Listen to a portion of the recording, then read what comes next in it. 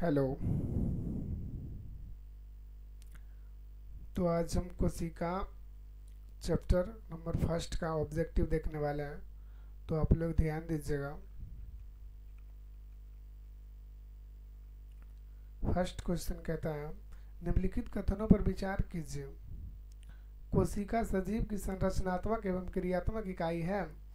हाँ, तो कोशिका सजीव या सजीवों की संरचनात्मक एवं क्रियात्मक इकाई है, तो पहला ऑप्शन पहला सही है। दूसरा, कोशिका के अभाव में सजीव के शरीर का निर्माण संभव नहीं है, तो दूसरा क्या कहता है, दूसरा भी सही है। कोशिका के अभाव, बिना कोशिका के किसी का शरीर का निर्माण होना पॉसिबल नहीं है, तो दूसरा भी सही है। तो हमारा ऑप्शन नंबर सी होगा। हमारा सही ऑप्शन क्या होगा?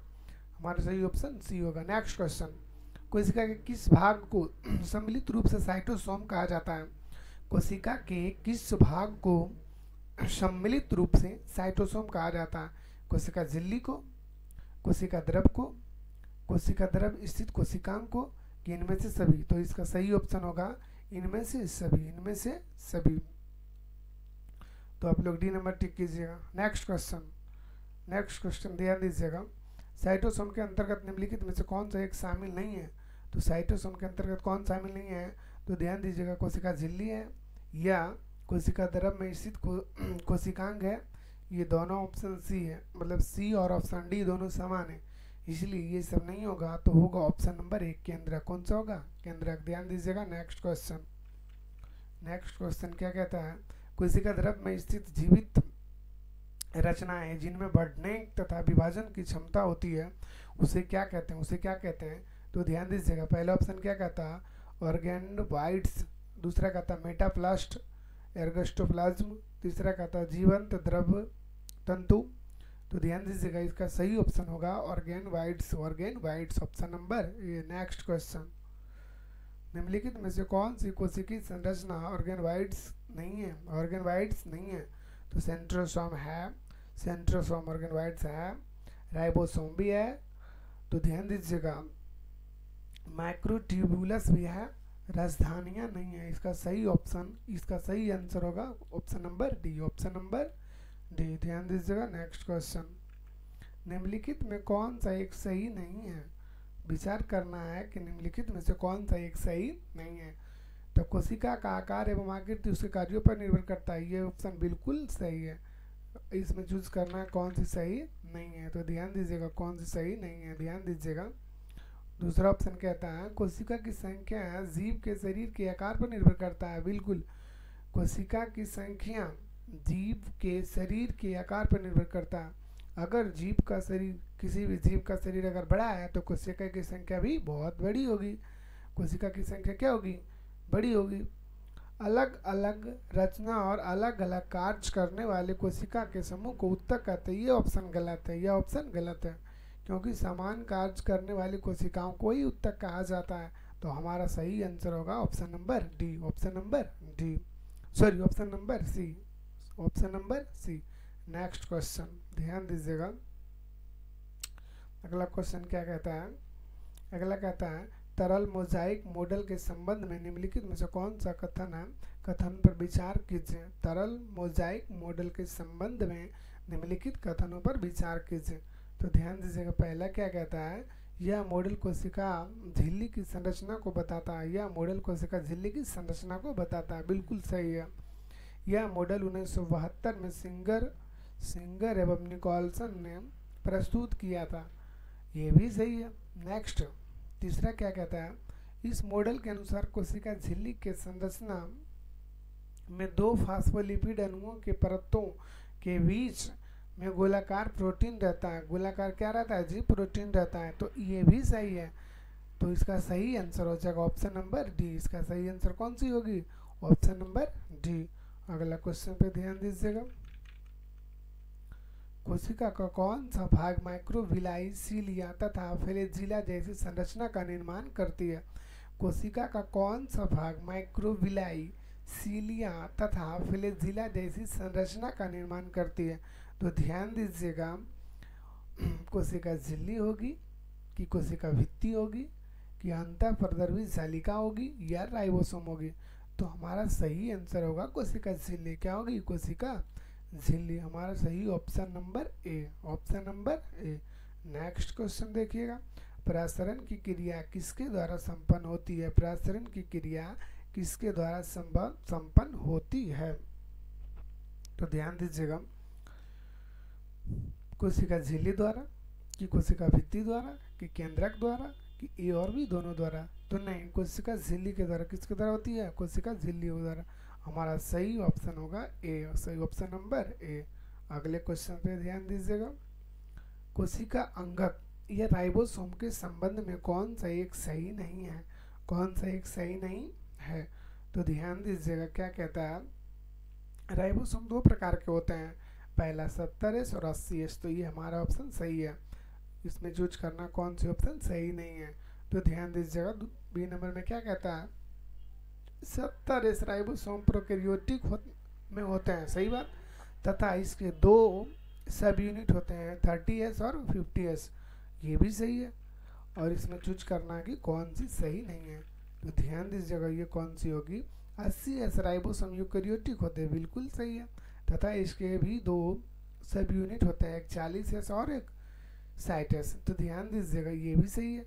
तो हमारा सही ऑप्शन कौन सी होगी? Option number D, option number D. सही ऑप्शन कौन सी होगी? सही ऑप्शन होगा सही ऑप्शन। तो ध्यान दीजिएगा, आप लोग सही ऑप्शन टिक लगाइएगा। सही ऑप्शन कौन सी होगी? सही ऑप्शन होगी ऑप्शन नंबर डी, क्योंकि राइबोसोम प्रोटीन तथा लिपिड के बने होते हैं। राइबोसोम प्रोटीन तथा लिपिड के बने होते हैं। तो ध्यान दीजिएगा, क्वेश्चन नंबर नेक्स्ट, प्रोकैरियोटिक कोशिका में माइटोकॉन्ड्रिया के सदृश कौन सी रचना पाई जाती है जो श्वसन तथा कोशिका विभाजन का कार्य करती है? जो श्वसन तथा कोशिका विभाजन का कार्य करती है। मीसोसोम, कि एस्पेरोसोम, कि ग्लाइकोऑक्सीसोम, कि पैरोक्सीसोम? तो ध्यान दीजिएगा, इसका सही ऑप्शन नंबर होगा ए, ऑप्शन नंबर है मीसोसोम। नेक्स्ट क्वेश्चन देखिएगा, कोशिका के अंदर ग्लाइकोलिपिड एवं ग्लाइकोप्रोटीन, कोशिका के अंदर ग्लाइकोलिपिड व ग्लाइकोप्रोटीन निर्माण का सक्रिय स्थल कौन सा है? सक्रिय स्थल कौन सा है?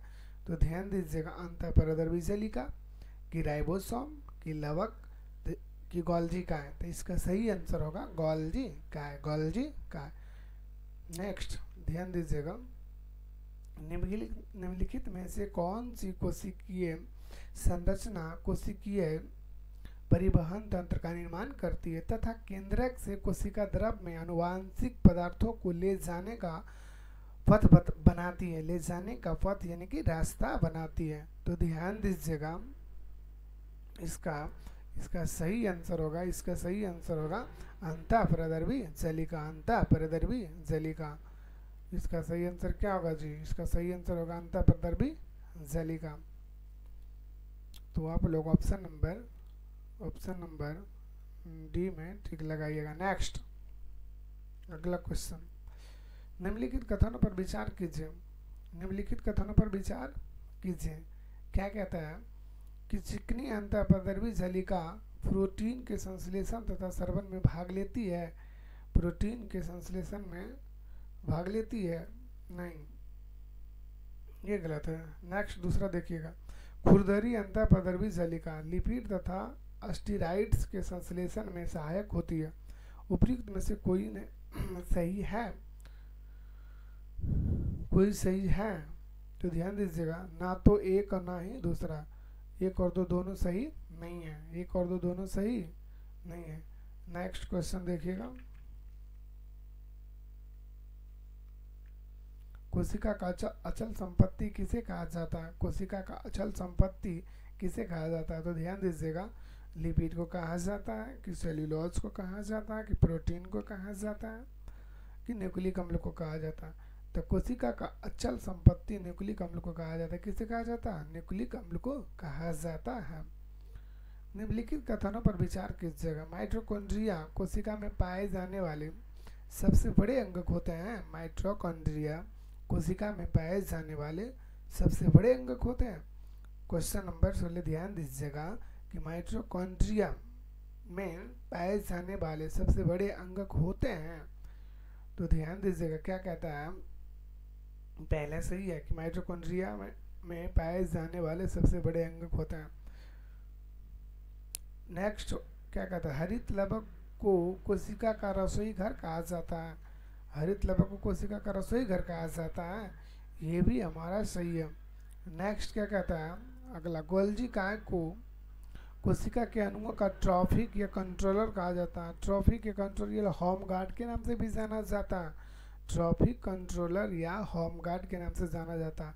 तो हमारा तीनों सही है, 1 नंबर 2 नंबर और 3 नंबर।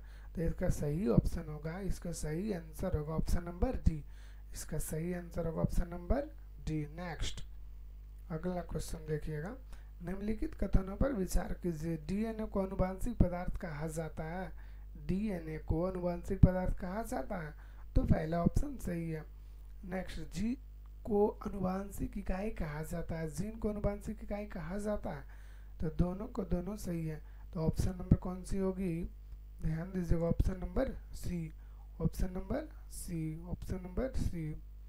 अगला क्वेश्चन देखिएगा, कोशिका के अंदर निम्नलिखित में से कौन सा कार्य गोल्जिकाय द्वारा नहीं किया जा सकता है। कौन सा कार्य गोल्जिकाय द्वारा नहीं किया जा सकता है।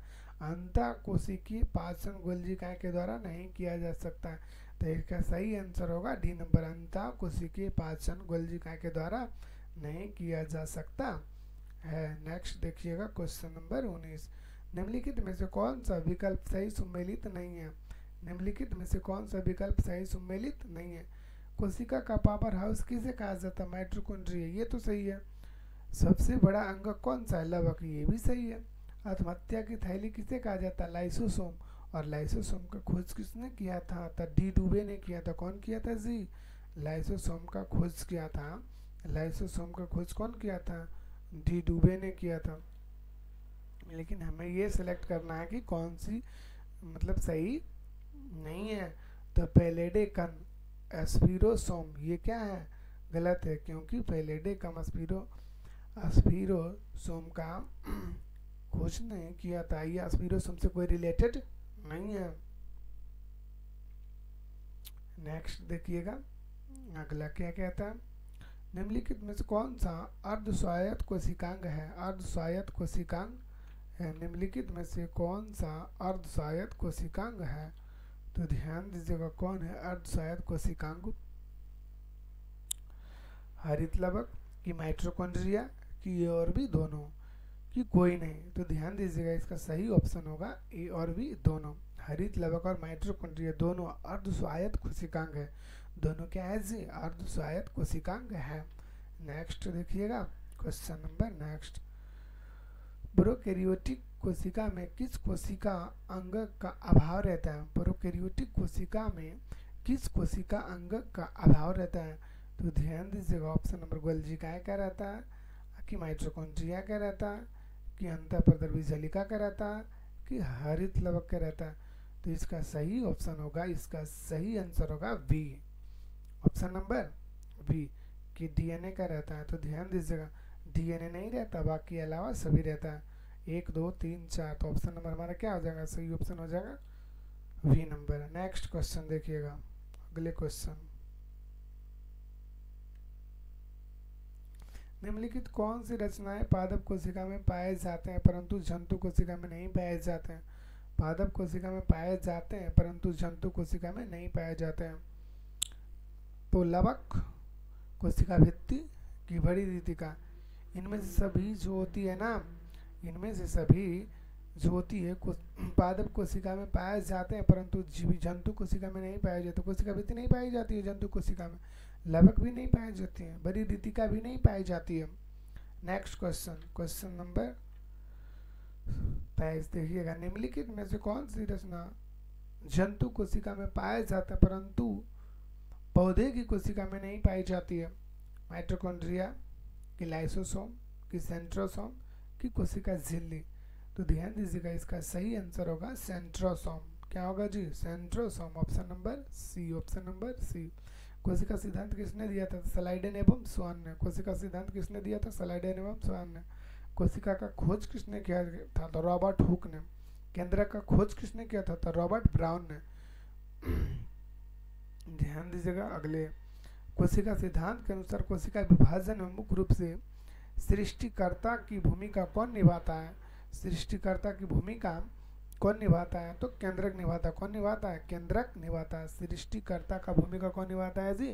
केंद्रक। कोशिका सिद्धांत के अनुसार कोशिका विभाजन में मुख्य सृष्टिकर्ता की भूमिका कौन निभाता है? तो केंद्रक निभाता है। कौन निभाता है? केंद्रक। नेक्स्ट देखिएगा, इसके आगे देखिएगा आप लोग इसके आगे देखिएगा।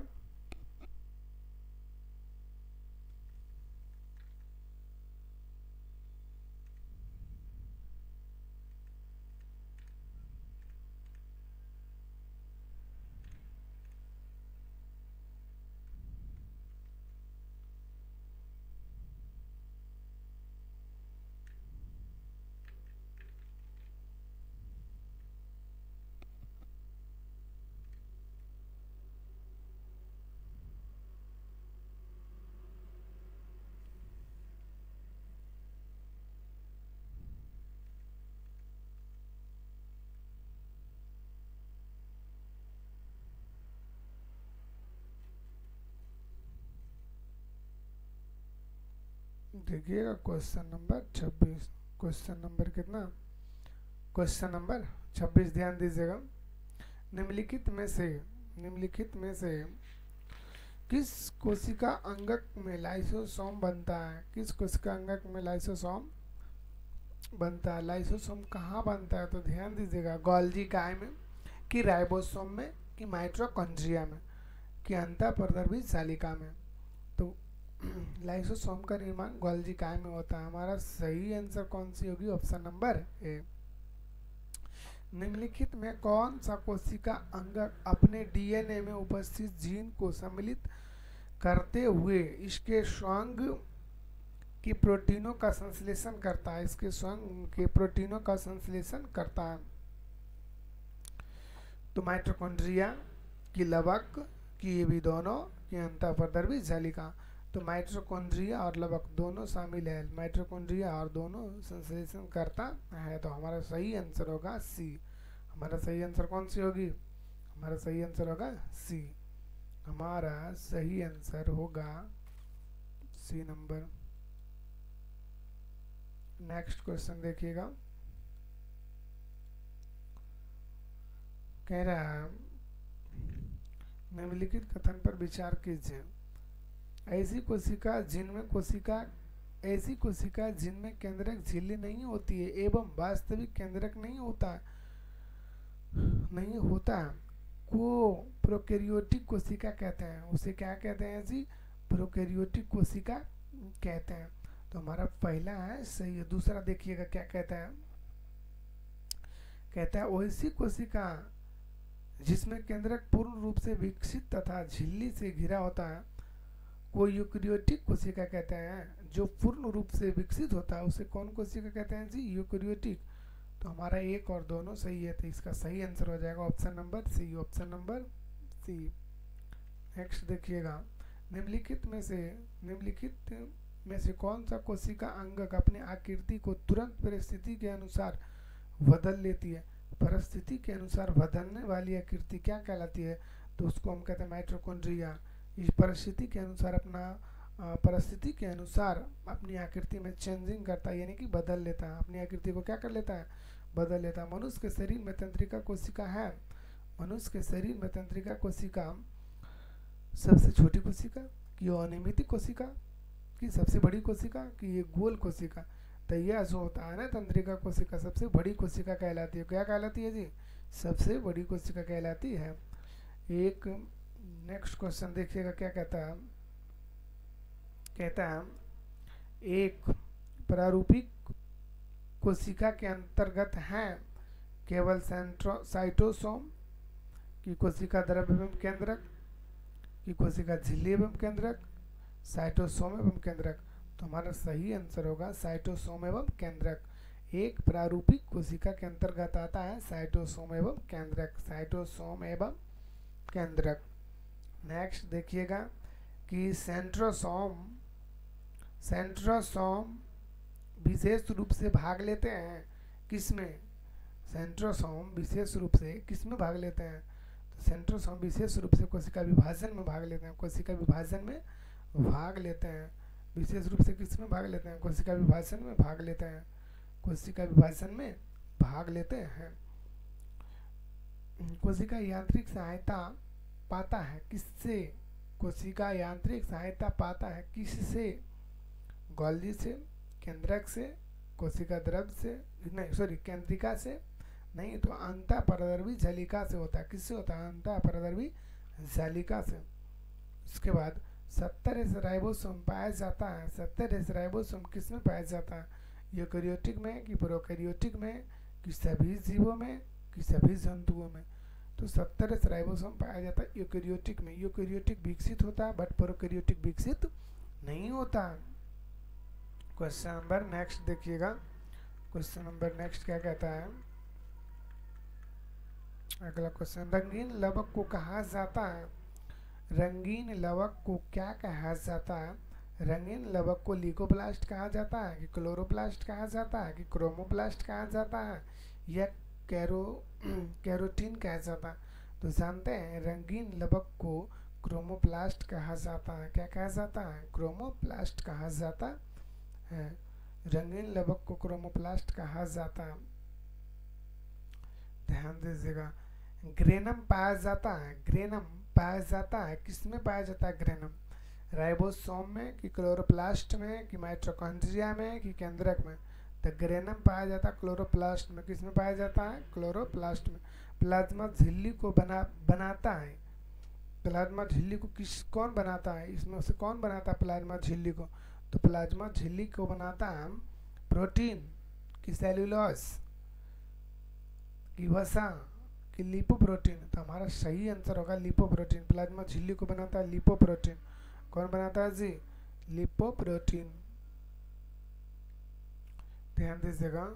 कहता है प्रोटीन संश्लेषण में संबंध होता है। संबंध, ध्यान दीजिएगा। संबंध कौन होता है? संबद्ध कौन होता है? केंद्रक कि राइबोसोम कि क्रोमेटिन कि कोशिका झिल्ली? तो संबद्ध होता है राइबोसोम। कौन होता है जी? राइबोसोम। संबद्ध होता है राइबोसोम। क्रोमोसोम के अंतिम सिरा को क्या कहते हैं? क्रोमोसोम के अंतिम सिरा को क्या कहते हैं? टेलोमियर। क्या कहते हैं जी? टेलोमियर। क्रोमोसोम के अंतिम सिरा को कहते हैं टीलोमियर। टीलोमियर क्या कहते हैं जी? टीलोमियर। ध्यान दीजिएगा। नेक्स्ट, केंद्रक झिल्ली व माइटोकॉन्ड्रिया नहीं होता है। किसमें नहीं होता है? केंद्रक झिल्ली व माइटोकॉन्ड्रिया नहीं होता है। किसमें? शुक्राणु कोशिका में कि स्पंज कोशिका में कि बैक्टीरिया में कि प्रोटोजोआ में?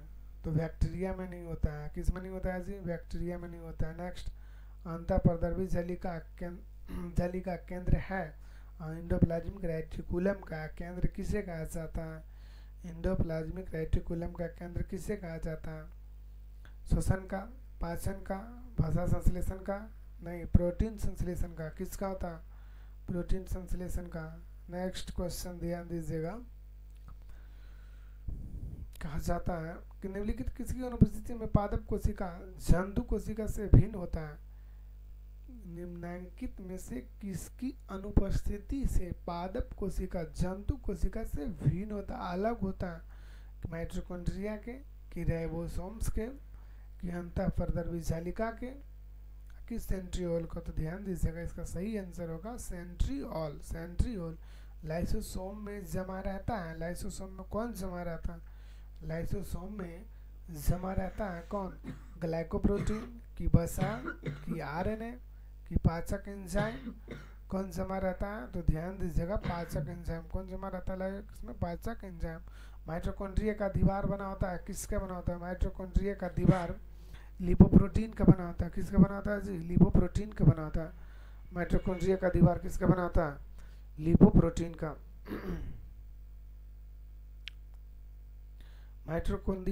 माइटोकॉन्ड्रिया संबद्ध है। माइटोकॉन्ड्रिया संबद्ध है डीएनए आरएनए का, डीएनए राइबोसोम का, सॉरी एडीपी के निर्माण से, एटीपी के निर्माण से। इसका सही आंसर होगा एटीपी के निर्माण से। एटीपी के निर्माण से पॉलीसोम है। पॉलीसोम क्या है? पॉलीसोम क्या है? DNA plus RNA, DNA plus ribosome, ribosome plus mRNA, ribosome plus tRNA. इसका सही आंसर होगा ribosome plus mRNA, ribosome plus mRNA, ribosome plus कौन आरएनए? एमआरएनए। नेक्स्ट क्वेश्चन देखिएगा, अगला क्वेश्चन, जीवित कोशिका के भीतर ऊर्जा स्रोत होता है। जीवित कोशिका के भीतर ऊर्जा का स्रोत कौन होता है या क्या होता है? तो कौन सा होगा? हमारा सही आंसर होगा माइटोकॉन्ड्रिया होगा। क्या होगा? माइटोकॉन्ड्रिया।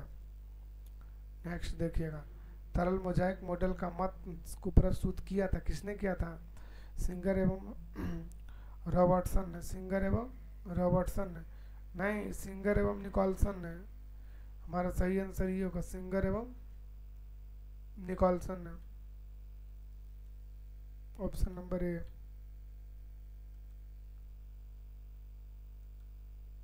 इसका सही आंसर होगा ऑप्शन नंबर ए। ऑप्शन नंबर ए। आज यहीं तक, कल इससे आगे देखेंगे नेक्स्ट चैप्टर को।